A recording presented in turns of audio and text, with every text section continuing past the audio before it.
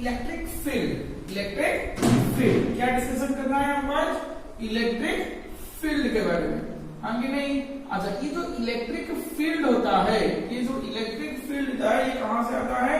Class 12 का chapter, class 12 का जो चैप्टर हमने डिस्कशन किया था इलेक्ट्रोस्टैटिक्स में, उसी का एक पार्ट है इलेक्ट्रिक फील्ड। हम लास्ट क्लास तक क्या पढ़े थे?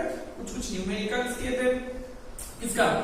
कूलम्ब्स लॉ का, हाँ कि नहीं? अब हम लिखेंगे इलेक्ट्रिक फील्ड। इलेक्ट्रिक फील्ड क्या चीज होता है? देखो, अगर मैंने एक काम किया, अगर मैंने यहाँ पे एक चार्ज रख लिया, क्या रख लिया? चार्ज रख लिया। क्या रख लिया? चार्ज रख लिया। और इसके आर ऑफ डिस्टेंस में, इसके आर ऑफ डिस्टेंस में मैंने दूसरा चार्ज क्यू नॉट रख लिया, दूसरा चार्ज क्यू नॉट रख लिया। ये जो चार्ज क्यू है, इसका मैग्नीट्यूड काफी ऊपर है और इसका मैग्नीट्यूड काफी छोटा है। इसका मैग्नीट्यूड काफी बड़ा है, इसका मैग्नीट्यूड काफी छोटा है। तो ये जो Q is very very very brother Q not है। बात समझो, क्या क्या हम कंपेयर कर रहे हैं? चार्ज Q और चार्ज Q नॉट के बीच में कंपैरिजन पहले से ही शुरू हो गया, जिसमें चार्ज Q का मैग्नीट्यूड बहुत ही ज्यादा है, चार्ज Q नॉट का बहुत ही छोटा है। तो इससे हम क्या बोलते हैं कि very small magnitude, very small magnitude. आया समझ में? ना नहीं, वेरी स्मॉल जो मैग्नीट्यूड है, वेरी स्मॉल जो मैग्नीट्यूड है, आ रहा है समझ में ना? वेरी स्मॉल जो मैग्नीट्यूड है, इसलिए हम इसको बोलते हैं कि टेस्ट चार्ज। सिर्फ इसको हम लेके हमारे जितना काम होगा हम करेंगे, बाद में से फेंक देंगे। बाद में से क्या करेंगे? फेंक देंगे। आया समझ में? तो इसे हम क्या बोलते हैं? टेस्ट चार्ज बोलते हैं। देखो अच्छी तरह से सोचो तो इलेक्ट्रिक फील्ड क्या चीज होता है। मान के चल, अगर मैं इसको यहाँ पे रखूंगा और Q नॉट यहाँ पे है, कुछ डिस्टेंस r सेपरेशन में है, तो ये इसके ऊपर एक फोर्स डालेगा, ये इसके ऊपर एक फोर्स डालेगा, हाँ कि नहीं? अब ये फोर्स की वजह से वो इधर चलना शुरू करेगा, ये इधर चलना शुरू करेगा, क्योंकि कूलम्ब्स लॉ में हमने पढ़ा था ये वाला चीज। आया समझ में? हाँ कि नहीं? हाँ, तो ये अगर इधर चलना शुरू किया, मैंने क्या किया? ये चार्ज Q का मेरे जेब में रख लिया, मैं चार्ज Q का लाके जेब में रख लिया। अब सोच, यहाँ पे फोर्स आएगा या फोर्स नहीं आएगा? फर्स्ट क्वेश्चन, यहाँ पे चार्ज Q था, डिस्टेंस ऑफ सेपरेशन r में था और Q नॉट इधर चल रहा था। अगर मैंने चार्ज Q का मैंने जेब में रख लिया, चार्ज Q को लेकर मैंने जेब में रख लिया, तो यहाँ पे क्या फोर्स पड़ेगा? फोर्स निकलेगा या नहीं निकलेगा? यहाँ पे फोर्स आएगा या नहीं आएगा? दैट मीन्स पहले जो चार्ज इधर मूव कर रहा था, फोर्स इधर लग रहा था, का मतलब क्या है? फोर्स इधर लग रहा था मतलब ये चार्ज इधर मूव कर रहा था। अब देखिए, इसको अगर मैंने जेब पे रख लिया, इसको अगर मैंने जेब में रख लिया, तो ये मूव करेगा या नहीं मूव करेगा? जरूर मूव करेगा, जरूर मूव करेगा। क्योंकि हमने क्या पढ़ा था कि चार्ज Q जो होता है, अगर इसको कहीं पे भी तुम लेके रख लो, कहीं पे भी तुम रख लो, ये इसका ब्रांचेस चारों तरफ, इसका इफेक्ट चारों तरफ दिखना शुरू करेगा। बहुत बदमाश लड़का है, चारों तरफ ये अपना अपना क्या इंपोर्टेंट दिखाना चाहता है। आया समझ में? आया समझ में कि चारों तरफ ऐसे ऐसे दिखाना चाहता है। आ रहा है समझ में? अरे हाँ या ना?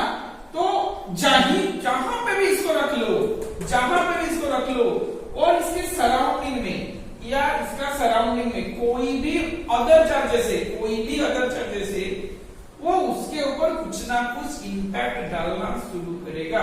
किसी का ना किसी के ऊपर ये इंपैक्ट डालना शुरू करेगा, इसके चारों तरफ भी शो होगी। आ रहा है समझ में? अरे हाँ या ना? इसमें कोई दिक्कत है ना? इसमें कोई डाउट है? दिक्कत वाली बात इसमें नहीं है। तो ये जो इंपैक्ट इसका आता है अपने चारों तरफ, ये क्या करता है? जहां पे भी जाएगा वहां का सराउंडिंग में इसका प्रॉपर्टीज को दिखाना चाहेगा, उसका सराउंडिंग में ये क्या करेगा ना? प्रॉपर्टीज को चेंज करते जाएगा, प्रॉपर्टीज को चेंज करते जाएगा। आ रहा है समझ में? अरे हाँ या ना? इसे मैं यहाँ पे रख लूं, इसे मैं यहाँ पे रख लूं, ये इसको इस तरह मूव करेगा, हाँ कि नहीं? आ रहा है समझ में? यहाँ पे रख लूं तो इस तरह मूव करेगा। तो जहां पे जाएगा उसके हिसाब से प्रॉपर्टीज को चेंज करता चला जाएगा।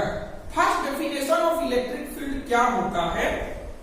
The modified space, the space modified, the modified space और द सराउंडिंग मॉडिफाइड, जो भी निकलो, the region surrounding a charge और distribution of charge in which its electric field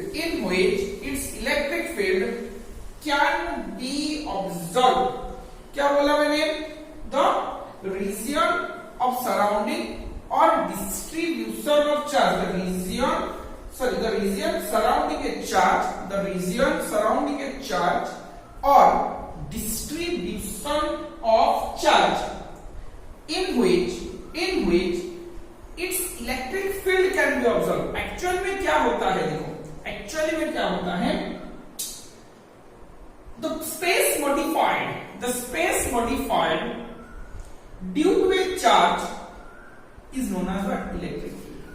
The space modified due to a charge surrounded by it is known as what? Electric field. ये होता है concept का definition. अगर इसका space एक charge रखने से मॉडिफाई हो गया तो इसे आप बोलते हैं इलेक्ट्रिक फील्ड। ये वाला तुमने पहले भी पढ़ा था ग्रेविटेशनल फील्ड में। अगर एक मास को वहां पे रख लो, उसका जो चारों तरफ जो आएगा, जो उसका प्रॉपर्टीज आएगा, उसे हम बोलते हैं ग्रेविटेशनल फील्ड। उसका जो इंपैक्ट आएगा उसे हम बोलते थे ग्रेविटेशनल फील्ड। मास की वजह से, चार्ज रखने से उसका हो गया इलेक्ट्रिक फील्ड। आ रहा है समझ में? अरे हाँ या ना? अब देखेंगे नेक्स्ट में क्या होता है। अच्छा देखो, यहाँ पे एक छोटा सा फील्ड तुमको मैं दे रहा हूं, छोटा सा फील्ड तुमको मैं दे रहा हूं। क्या है वो फील्ड ना? देखो, अगर चार्ज है, अच्छी तरह से सुनो, चार्ज यहाँ पे होता है, चार्ज यहाँ पे जो होता है, ये जो चार्ज है अगर इसका इंपैक्ट चारों तरफ होता है, हाँ कि नहीं? इसका इंपैक्ट अगर चारों तरफ होता है, अब देखो इसका जो फील्ड आना चाहिए था वो क्या होता है? चार्ज चारों तरफ उसका इंपैक्ट दिखाता है। देख, मान लो मेरे पास मोबाइल है, तुम्हारे ये मोबाइल में चार्ज होता है। अरे हाँ या ना? कभी कभी कॉल नहीं आता है।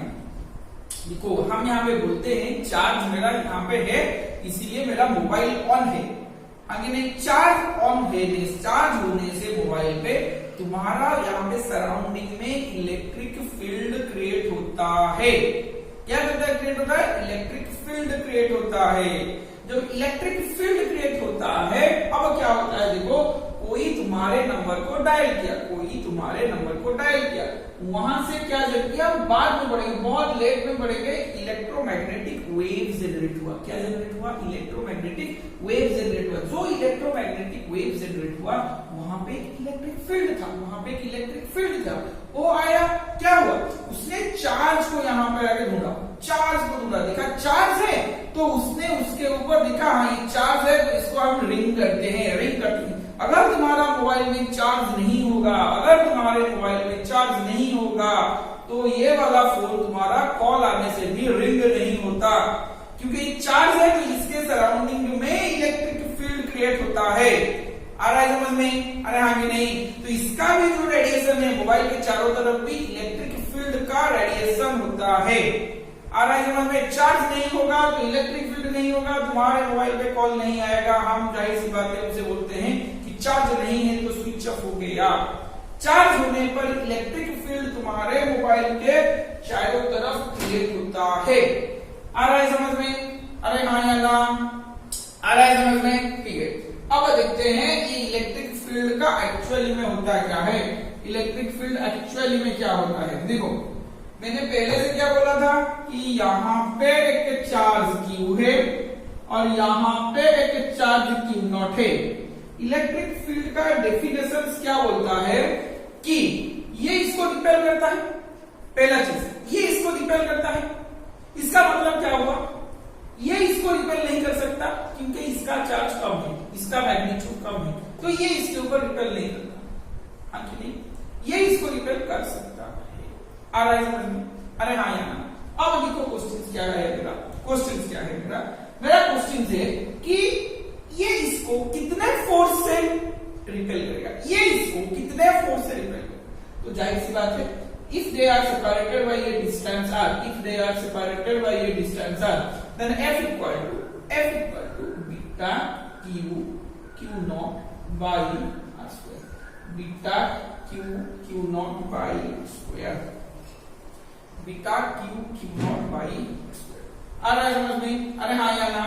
तो f equal to beta q naught by r square हो गया force experienced by the two charges q and q naught। अच्छा, दो चार्ज के लिए सोच ले, तू 5 चॉकलेट खरीदने गया, 5 चॉकलेट के लिए तुझको मैंने 25 रुपीज लिया, तुझसे मैं 25 रुपीज का, मैं दुकानदार हूँ, तू मुझसे खरीदने आया 5 चॉकलेट डायरी मिल्क के लिए, तो कितना तुझे किसने लिया ना 25 रुपीज लिया। अब मैं तुझे पूछ रहा हूँ कि एक चॉकलेट का दाम कितना है, 5 के लिए 25 है, तो एक के लिए कितना है। जाहिर सी बात है, तो सिंपली यहाँ पे डिवाइड कर, सारी कोई पूछने का सवाल है, 25/5 ही बोलेगा, आगे नहीं। तो 5 के लिए अगर 25 है, एक के लिए कितना है 25/5, 5 हुआ, हाँ कि नहीं। तो इसीलिए दो, इधर देख, दो चार्ज के लिए फोर्स कितना लग रहा है, F लग रहा है। एक चार्ज के लिए कितना फोर्स लगेगा, सोच रहा है ना, दो चार्ज के लिए कितना फोर्स लग रहा है, तो एक के लिए कितना लगेगा, एक के लिए ये कितना, इसके लिए कितना फोर्स लगेगा, force experienced by the unit test positive charge. इसे मैं टेस्ट बोलता हूं, इसको मैं पॉजिटिव भी लूंगा, एज्यूम सोचो मैं पॉजिटिव लूंगा, unit test positive charge F by Q not equal to beta Q by R square. आया समझ में, कुछ आ रहा है, अरे कुछ आ रहा है क्या, F by Q not equal to beta Q by R square, आया समझ में, अरे हाँ या ना, काम करता है यहाँ पे, हाँ या नहीं। ये जो F by Q not आया, ये जो F by Q not आया, F by Q not मेरा क्या आ रहा है ना, F by Q not equal to electric field, यही तो है इलेक्ट्रिक फील्ड, इलेक्ट्रिक फील्ड यही है ना, force experience by a unique positive test charge, force experience by a unique positive test charge, आ रहा है समझ में। तो electric field equal to beta का वैल्यू मैं लिख लेता हूं एयर मीडियम के लिए 1/4πε0 Q by R square, 1/4πε0 Q by R square, आ रहा है समझ में, अरे हाँ या ना। तो इलेक्ट्रिक फील्ड का डेफिनेशन एक्चुअली में क्या बना, इसका इलेक्ट्रिक फील्ड, इसका नहीं, किसका इलेक्ट्रिक फील्ड, इसका सोर्स चार्ज का, सोर्स चार्ज मेरा है जिसका मैग्नीट्यूड बहुत ज्यादा है, इसका इलेक्ट्रिक फील्ड कहां पे ना, जिस डिस्टेंस पे मैंने कोई टेस्ट चार्ज रखा है, जिस डिस्टेंस पे r डिस्टेंस में इसका इलेक्ट्रिक फील्ड कितना है, r डिस्टेंस में इसका इलेक्ट्रिक फील्ड कितना है, वैल्यूज क्या है इतना, r डिस्टेंस में ये बंदा r डिस्टेंस में जो चार्ज है उसके ऊपर कितना इलेक्ट्रिक फील्ड डाल रहा है, उसके ऊपर कितना फोर्स डालेगा, कितना फोर्स डालेगा, तो उसी पर्टिकुलर पॉइंट के लिए, उसी पर्टिकुलर पॉइंट में जो चार्ज प्लेस है, force experience per unit positive charge, force experience per unit positive charge is known as electric field. तो इलेक्ट्रिक फील्ड का डेफिनेशन क्या होगा, इलेक्ट्रिक फील्ड का डेफिनेशन यही होगा, electric field at a point, at a certain point, electric field at a certain point is defined as the force experience, देखो ये वाला बंदा, force experience per unit positive test charge, अच्छी तरह से समझो, electric field at a point is defined as force experience per unit positive test charge, per unit positive test charge placed, force experienced per unit positive test charge placed at that point, जिस point से मुझको, जिस distance में मुझे electric field निकालना है, उसी distance पे मुझे फोर्स पर यूनिट चार्ज का भी वैल्यू निकालना है, और यूनिट चार्ज को उसी डिस्टेंस पे मुझे प्लेस करना है।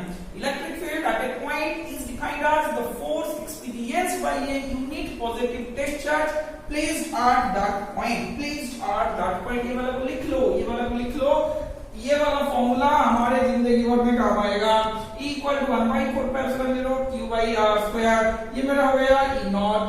कोई एनी एयर मीडियम में, अगर एनी मीडियम के लिए मैं बात करूं तो मेरा क्या रहेगा 1/4πε0 into epsilon r Q by R square, Q by R square. इसका वैल्यूज में क्या लिख सकता हूं, देखो ये 1/4πε0 Q by R square, 1/4πε0 Q by R square. ये जो बंदा वैल्यूज आ गया, अच्छी तरह से देखो, मैं मार्क भी कर लिया, ये वाला किसका रिप्रेजेंट करता है E नॉट का, ये वाला किसका ना E नॉट का, by epsilon r, by epsilon r।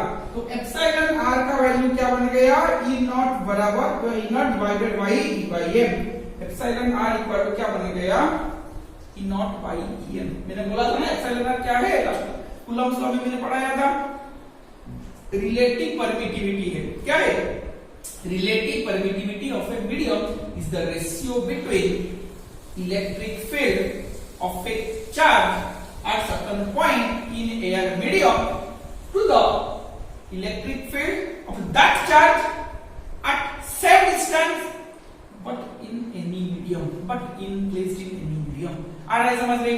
तो पहले कूलम्ब्स लॉ कैसे आता था ना, ये इसके ऊपर चारों तरफ इलेक्ट्रिक फील्ड डाल रहा है, फिर उसके बाद इसको रिपेल कर रहा है, आया समझ में? फिर उसको ये रिपेल कर रहा है या मूव कर रहा है, आया कूलम्ब्स लॉ का फीलिंग? अब इसको मैं अगर माइनस रख लूं, इसको मैं अगर माइनस रख लूं तो ये इधर चलना शुरू करेगा, ये इधर चलना शुरू करेगा, अरे हाँ या ना? पॉजिटिव रखने से आगे जाता है, माइनस रखने से टुवर्ड्स आता है, आया? तो इसका मतलब क्या हुआ कि पहले ये इलेक्ट्रिक फील्ड डालता है, फिर कूलम्ब्स लॉ आता है, कूलम्ब मेहमान आते हैं, आया समझ में? अरे हाँ या ना? नेक्स्ट को चलते हैं, नेक्स्ट को चलते हैं। देखो अगले वाला सब लिख लेना। अच्छा, इसका यूनिट्स क्या है लिख लो, इसका यूनिट्स क्या होता है लिखो। अच्छा, फॉर्मूला मेरा क्या आया, फॉर्मूला मेरा क्या आया, फॉर्मूला में मेरा आया electric field equal to F by Q naught. तो यूनिट क्या आता है इसमें, जहां तक आप अभी तक पढ़ेंगे एसआई में क्या आएगा, न्यूटन क्यू का coulomb inverse, newton coulomb inverse. आ रहा है समझ में? अरे हाँ या ना? सीजीएस का ईएसयू इलेक्ट्रोस्टैटिक यूनिट में क्या आएगा, डायन, अबे डायन नहीं डाइन, तो dyne dot stat coulomb inverse, stat coulomb inverse, आया समझ में? अरे हाँ या ना? डाइन स्टैट कूलम इनवर्स, आया समझ में? अच्छा ठीक है, अब नेक्स्ट को देखते हैं, नेक्स्ट को देखते हैं। डायमेंशंस क्या होगा, ये वाला चीज मैं क्यों बोल रहा हूँ, क्योंकि ये तुम्हारे बोर्ड एग्जाम में यूनिट एंड डायमेंशन का 2 या 3 मार्क जरूर आएगा, 2 या 3 मार्क जरूर आएगा। तो सबका यूनिट एंड डायमेंशन अच्छी तरह से पढ़ लेना, हाँ कि नहीं?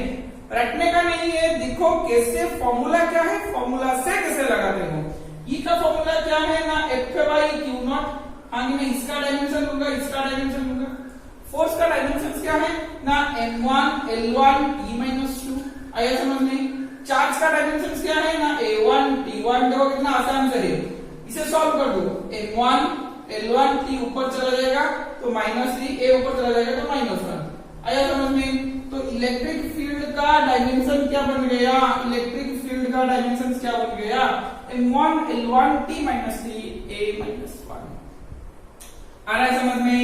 अरे हाँ या नहीं? आ रहा है ना? तो ठीक है, इसे लिख लो स्क्रीन पॉज करके। अब नेक्स्ट को चलते हैं, नेक्स्ट को चलते हैं। क्या होता है बच्चों, electric field equal to 1/4πε0 Q by are square. देखो जिस चार्ज के लिए ये फॉर्मूला बनाया था, जिस चार्ज के लिए मैं इलेक्ट्रिक फील्ड निकाल रहा हूं, वही चार्ज को हमने कैलकुलेशन में लेंगे, ना कि क्यू नॉट का। क्यू नॉट का कोई भी इंपैक्ट यहाँ पे नहीं होगा, इसका हम इस्तेमाल करेंगे, फिर से फेंक देंगे, मतलब ही दुनिया है वह 1/4πε0 Q बाई आर स्क्वायर। आ रहा है समझ में? अरे हाँ कि नहीं? अब इसके मैं कैसे वेक्टर फॉर्म लिख सकता हूँ, देखो E का यहाँ पे वेक्टर दे दिया मैंने, इलेक्ट्रिक फील्ड को मैंने वेक्टर दे दिया, क्योंकि फोर्स बाई क्यू है, फोर्स बाई चार्ज है तो फोर्स वेक्टर है, तो इलेक्ट्रिक फील्ड भी वेक्टर है, हाँ कि नहीं? 1/4πε0, 1/4πε0 चार्ज को मैं वेक्टर बना नहीं सकता, आर स्क्वायर को भी बना नहीं सकता। तो मैं क्या करना चाहता हूं, जैसे मैं कूलम्ब्स लॉ में क्या था, एक ऐसा वेक्टर यहाँ पे मल्टीप्लाई करना चाहता हूं, जो मल्टीप्लाई करने से इससे वेक्टर बना देगा क्वांटिटी को, मैग्नीट्यूड में कोई चेंजेस नहीं होगा। तो इसलिए मैंने क्या किया, यहाँ पे यूनिट वेक्टर को मल्टीप्लाई किया, यहाँ पे मैंने क्या किया, यूनिट वेक्टर को मल्टीप्लाई किया। जो यूनिट वेक्टर का मैग्नीट्यूड बनेगा कोई डायरेक्शन से, इसका direction is same as the direction of electric field, हाँ कि नहीं? Again electric field has the same direction of electrostatic force, हाँ कि नहीं? आ रहा है समझ में? अरे हाँ या ना? तो अब देख इलेक्ट्रिक फील्ड का ये बनता है फॉर्मूला आ गया, 1/4πε0 Q बाई आर स्क्वायर, और क्या E vector equal to 1/4πε0 Q by are square. R क्या का वैल्यू मैं लिख सकता हूँ, R vector by R vector का magnitude, R vector by R vector का मैग्नीट्यूड। तो क्या बन गया ना, इलेक्ट्रिक फील्ड का वेक्टर बन गया 1/4πε0 Q बाई आर क्यू, यहाँ पे आर वेक्टर का मैग्नीट्यूड बन गया, यहाँ पे आर वेक्टर का मैग्नीट्यूड बन गया 1 by potential of Q by r Q, r vector का मैग्नीट्यूड। आ रहा है समझ में? तो ये दोनों को हमने वेक्टर फॉर्म की तरह यूज कर सकते हैं, ये दोनों को हमने वेक्टर फॉर्म की तरह यूज कर सकते हैं। कंप्लीट ना? इसमें किसी का डाउट है? कोई डाउट इसमें नहीं है? अगर होगा तो पूछो, नहीं तो हम आगे बढ़ेंगे, नहीं तो हम आगे बढ़ेंगे। अब देखो equal to 1 by 4 pi epsilon 0 Q by are square था, तो मुझे दिया गया कि draw a graph between electric field and separation distance. हमें variation of electric field with distance. Point charge की ये जो चार्ज हमने लिया था उसे हम पॉइंट चार्ज बोलते हैं। अब इसका रिलेशन ऐसे ही हुआ E proportional to 1 by are square, आगे नहीं सेपरेशन डिस्टेंस ऐसे ही हुआ E proportional to 1 by are square, ये इस तरफ आर इस तरफ, आगे नहीं तो inverse with square of the distance, inversely proportional to square of the distance. तो हम क्या करेंगे, इससे ही ग्राफ कुछ आएगा, ग्राफ कुछ ऐसे ही आएगा। आ रहा है समझ में? नहीं पूरा प्लॉट होके ही आएगा। हाँ, तो ये वाला हो गया variation of electric field with distance, variation of electric field with distance. आ रहा है समझ? नेक्स्ट को चलते हैं। अच्छा, एक छोटा सा न्यूमेरिकल्स लिखो, एक छोटा सा न्यूमेरिकल्स लिखो, हम देखते हैं कि टेस्ट कर लेते हैं क्या मुझे तुम पढ़े हो क्या नहीं पढ़े हो। अच्छा, let us numericals find the electric field, find the electric field, find the electric field, find the electric field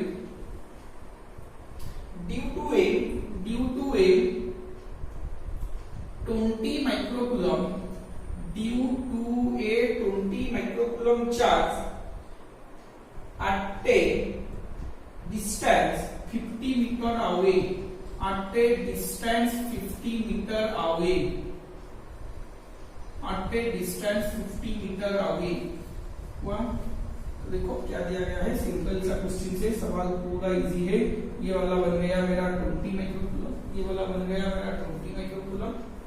अब यहां से क्या बनेगा, मुझे दिया गया है यहाँ पे 50 मीटर डिस्टेंस पे, 50 मीटर डिस्टेंस पे मुझे, अच्छा ये कोई चार्ज यहाँ पे नहीं है, अगर होगा तो हम इसे मान लेंगे ये कोई क्या टेस्ट चार्ज। तो यहाँ पे 50 मीटर है, तो सिंपल फॉर्मूला डालो, ये इसका पॉजिटिव चार्ज है मानो कि 20 माइक्रोकूलम दिया है, तो यहाँ पे इलेक्ट्रिक फील्ड ऐसे ही आएगा, away from the body, away from the body, यहाँ से निकलता हुआ जाएगा, हाँ कि नहीं, जिस डायरेक्शन पे होगा वहां से निकलते ही जाएगा। ये equal to very easy question 1 by 4 pi epsilon 0 Q by distance का स्क्वायर, इसका वैल्यू क्या है 9 into 10 to the power 9, Q का वैल्यू क्या है ना 20 into 10 to the power -6, are का वैल्यू 50 मीटर है तो 50 का स्क्वायर, इसे सॉल्व कर लेना। कोई दिक्कत वाली बात इसमें नहीं होना चाहिए, कोई दिक्कत वाला बात इसमें नहीं होना चाहिए।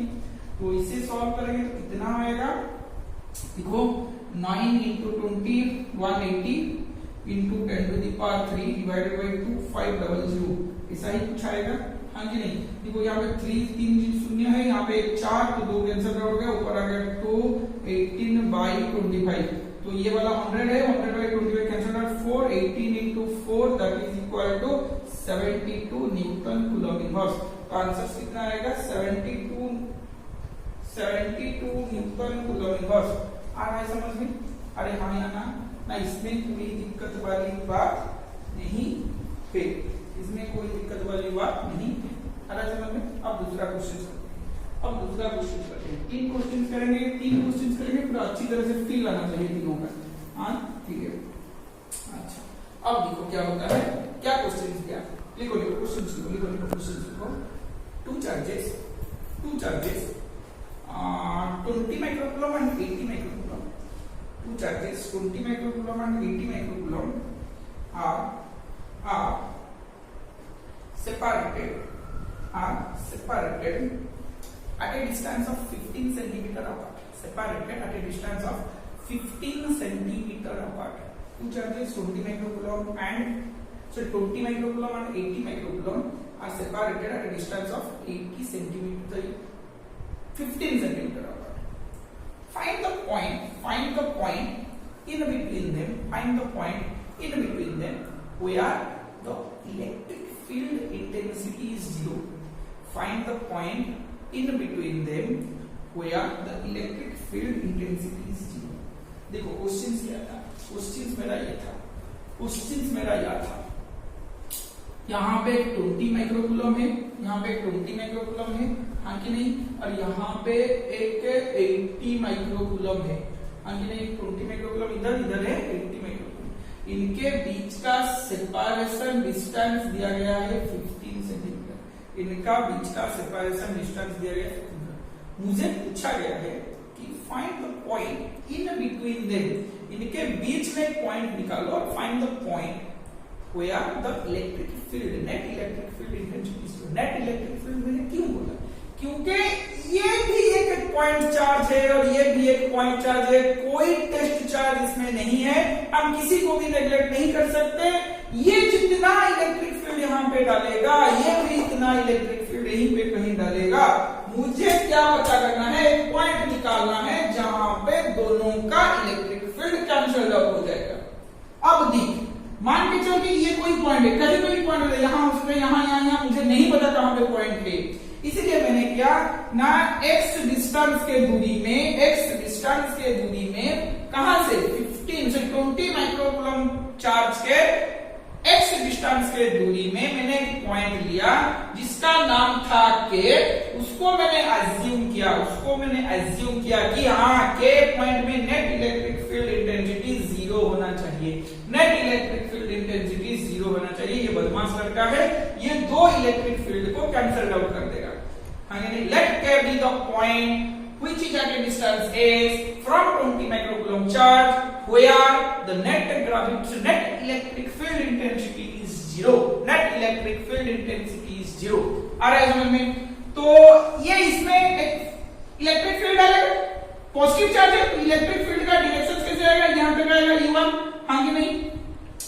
अब ये भी इसके ऊपर एक इलेक्ट्रिक फील्ड डालेगा, ये भी इसके ऊपर एक इलेक्ट्रिक फील्ड डालेगा, ये भी पॉजिटिव चार्ज है तो इलेक्ट्रिक फील्ड दूर भागते जाएगा इससे, तो ये इसको इस तरह भी मूव कराएगा, E2 इसका नाम है, E2 इसका नाम है, हाँ कि नहीं। अब ये दोनों इसके सेपरेशन डिस्टेंस क्या है 15 माइनस x, इन दोनों के बीच में सेपरेशन डिस्टेंस क्या है 15 माइनस x। आ रहा है समझ में? अरे हाँ या ना, अरे हाँ या ना। अच्छा अब देखो क्या होता है, अब कैसे इलेक्ट्रिक फील्ड डालते हैं, देखो अगर मैं E1 का वैल्यू निकालूं इसके लिए ना 20 माइक्रोकूलम चार्ज के लिए कितना डिस्टेंस है x डिस्टेंस है, तो बीटा 20 माइक्रोकूलम की जगह मैं लिख सकता हूं 20 into 10 to the power minus 6 distance का स्क्वायर x स्क्वायर। अच्छा देखो यहाँ पे सेंटीमीटर दिया गया है, अगर तुम इसको चेंज करना चाहो तो चेंज कर सकते हो मीटर पे, अगर नहीं करोगे तो अच्छा है, कोई दिक्कत नहीं होगा, फिर आंसर में हम एक ही चीज लिख लेंगे, कोई दिक्कत नहीं होगा इसमें। मगर जब न्यूमेरिकल सॉल्व कर रहे होगे, जब डिजिट दिया होगा वहां पे तुम लेके करोगे, क्या मीटर को कन्वर्ट करके करना चाहिए। तो E1 इक्वल क्या हो गया, beta into 20 into 10 to the power minus 6 x का स्क्वायर। अब 80 डालेगा फोर्स, 80 डालेगा इलेक्ट्रिक फील्ड, 80 इलेक्ट्रिक फील्ड डालेगा तो किसे डालेगा, beta 80 into 10 to the power minus 6 distance क्या है यहाँ 15 माइनस x का स्क्वायर, 15 माइनस x का स्क्वायर। आ रहा है समझ में? अरे हाँ या ना। तो अब नेट इलेक्ट्रिक फील्ड इंटेंसिटी 0 का मतलब क्या है, E नेट मुझे गिवन है क्वेश्चन में 0, आइदर E1 बड़ा होगा या E2 बड़ा होगा, कोई भी बड़ा होगा, हमको नहीं पता कौन पास है कौन दूरी पे है। तो मैं लिख सकता हूं यहाँ पे E1 minus E2 equal to 0 या फिर E2 minus E1 equal to 0, जो भी लिखने से मेरा इक्वेशन में क्या आएगा E1 equal to E2। Net 0 का मतलब क्या, दोनों इक्वल होंगे, बराबर होंगे और अपोजिट डायरेक्शन में होंगे। देखिए यहाँ पे अपोजिट डायरेक्शन में चल रहे हैं, तो E1 इक्वल टू E2 होने से, E1 इक्वल टू E2 होने से क्या होगा, E1 का वैल्यू क्या है beta 20 into 10 to the power minus 6 distance का square, beta 80 into 10 to the power minus 6 distance का स्क्वायर। आया समझ में? अरे हाँ कि नहीं, डिस्टेंस का स्क्वायर आ गया। तो यहां से क्या हुआ, देखो क्या बोला, क्या बना ये वाला, बीटा बीटा कैंसिल आउट, हाँ कि नहीं, 10 to the minus 6 10 to the minus 6 cancel out, 20 are 480, तो यहाँ पे 4 आ गया, यहाँ पे 1 आ गया, यहाँ पे x स्क्वायर आया, 15 माइनस x का होल स्क्वायर। क्रॉस मल्टीप्लाई कर लीजिए, 15 माइनस x का स्क्वायर इक्वल टू 4x का स्क्वायर, दोनों का स्क्वायर रूट ले लो, दोनों के साथ स्क्वायर रूट ले लो, तो 15 minus x equal to 2x बन गया। 15 minus x equal to 2x बन गया, x इधर जाके r हो जाएगा, तो क्या बन जाएगा 3x equal to 15, x equal to बन गया मेरा 5 सेंटीमीटर। तो x इक्वल टू क्या बन गया मेरा 5 सेंटीमीटर। 5 सेंटीमीटर कहां से, x यहां से था ना 20 माइक्रोकूलम से 5 सेंटीमीटर, तो at a distance 5 centimetre from 20 microcoulomb net electric field intensity due to 20 microcoulomb and 80 microcoulomb is. आया समझ में ये वाला क्वेश्चन, इसमें किसी का कोई डाउट नहीं होना चाहिए। अब देखते हैं अगला सवाल। देखो अगला सवाल क्या होता है, इसी कॉन्सेप्ट से बेस है, थोड़ा सा डिफरेंट है, इसी कॉन्सेप्ट से बेस है, थोड़ा सा डिफरेंट है। देखो क्या होता है। अच्छा, मैंने एक चीज बोला था तुमको कि ये पॉजिटिव चार्ज है, ये पॉजिटिव चार्ज है, तो इसके लिए इलेक्ट्रिक फील्ड आउटवर्ड जाएगा, रेडियली आउटवर्ड, आगे नहीं, ये वाला हम डिस्कशन करेंगे अच्छी तरह से जब हम पढ़ाएंगे इलेक्ट्रिक लाइंस ऑफ फोर्स, आगे नहीं, ये रेडियली आउटवर्ड है, आया समझ में। और ये एक नेगेटिव चार्ज है, और ये क्या है, नेगेटिव चार्ज है। नेगेटिव चार्ज के लिए इलेक्ट्रिक फील्ड किधर आएगा ना, रेडियल टुवर्ड, मतलब उसके तरफ ही आएगा। अगर यहाँ पे मुझे ये डिस्टेंस पे इलेक्ट्रिक फील्ड एक नेगेटिव चार्ज के लिए लाना है, तो इसका डायरेक्शन क्या होगा, towards the body, radially towards ही होगा, रेडियली टुवर्ड्स होगा। आया समझ में कि नहीं, रेडियली आउटवर्ड, रेडियली टुवर्ड्स आ रहा है समझ में, आगे नहीं। अब देखो ये सवाल क्या है, सवाल ये है वही 20 माइक्रोकूलम और 80 माइक्रोकूलम को हम लेते हैं, वही 20 माइक्रोकूलम और 80 माइक्रोकूलम को हम लेते हैं ना, कोई दूसरा लेंगे। अच्छा दूसरा लेंगे तो भी होगा, कोई दिक्कत नहीं होगा इसमें। मान के चल कि मैंने क्या लिया, कैलकुलेशन इजी कर देता हूं मैं यहाँ पे। लिखो two charges 9q and -25q, 9q and -25q are separated, देखो are separated by a distance d, -25q are separated by a distance d, find the point where net gravitational field, sorry net electric field, find the point where net electric field is 0, find the point where net electric field is 0। अगर electric field 0 करना है मुझे क्या करना पड़ेगा, कोई भी एक बंदे को, कोई भी एक पॉइंट को चूज करना पड़ेगा। देखो ये जो डायरेक्शन मैंने तुमको बोला, electric field is directed away from the positive charge and is directed towards the negative charge. ये कॉन्सेप्ट यहाँ पे काम आएगा, ये कॉन्सेप्ट कैसे काम आएगा देखो इधर।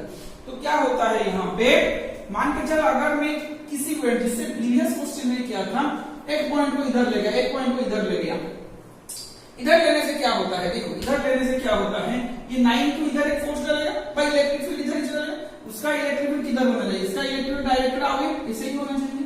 अब -25q का टुवर्ड्स जाएगा, यहां से आगे गया, यहां से टुवर्ड्स गया, तो यहां से हो गया। दो इलेक्ट्रिक फील्ड का डायरेक्शन सेम में है, दो इलेक्ट्रिक फील्ड का डायरेक्शन सेम में है, तो सेम में होने से क्या होता है, दोनों इलेक्ट्रिक फील्ड आर होना चाहिए, दोनों इलेक्ट्रिक फील्ड क्या होना चाहिए, ऐड होना चाहिए। दोनों इलेक्ट्रिक फील्ड ऐड होने पे क्या होता है, कभी भी नेट इलेक्ट्रिक फील्ड 0 नहीं होगा, कभी भी नेट इलेक्ट्रिक फील्ड 0 नहीं होगा। तो ये जो हमने अज्यूम किया था कि पॉइंट हमको यहां डालना है, तो कभी भी इन बीच में कभी भी पॉइंट नहीं आ सकता, इन बीच में कभी भी पॉइंट नहीं आ सकता, क्योंकि पॉइंट आने से क्या होता है, इलेक्ट्रिक फील्ड 0 नहीं होगा, कभी भी इलेक्ट्रिक फील्ड 0 नहीं बन सकता। तो हम यहाँ पे क्या बोलेंगे, हम यहाँ पे क्या बोलेंगे कि इधर हमको क्या करना है, पॉइंट को इधर लेना है या इधर लेना है, इधर हमको इससे बाहर लेना है, चार्ज का बाहर लेना है हमको, आगे नहीं समझ में आ रहा है ना, चार्ज का बाहर लेना है पॉइंट। तो मेरा ये है, चार्ज के बाहर लेने से हम कहां चूज करेंगे ना, हम चूज करते हैं जिस चार्ज का मैग्नीट्यूड स्मॉल होगा, जिस चार्ज का मैग्नीट्यूड स्मॉल होगा उसके बगल वाले में ले जाते हैं, हमको आसान हो जाएगा। हाँ कि नहीं, देखो कैसे होता है। मान के चलिए यहाँ पे मैंने पॉइंट ले लिया, यहाँ पे मैंने पॉइंट ले लिया, ये जो पॉइंट मैंने लिया, ये पॉइंट मुझे के नाम दिया, और कितने डिस्टेंस पे है ना, ये जो वाला चार्ज है 9q, इससे x डिस्टेंस पे है, ये जो चार्ज है 9q, इससे x डिस्टेंस पे है।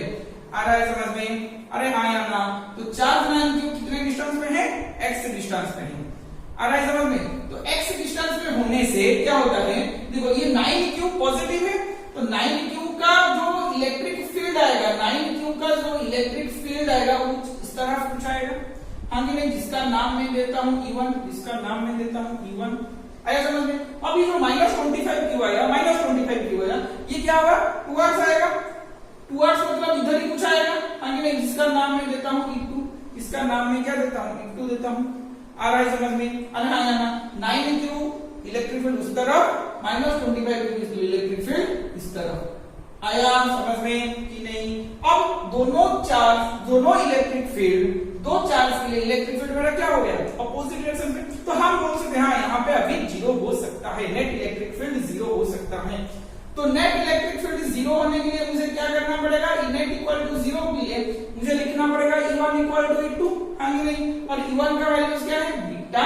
किसके लिए E1 आ रहा है, 9q के लिए बीटा, 9q डिस्टेंस का स्क्वायर। E2 के लिए किसका आ रहा है, बीटा।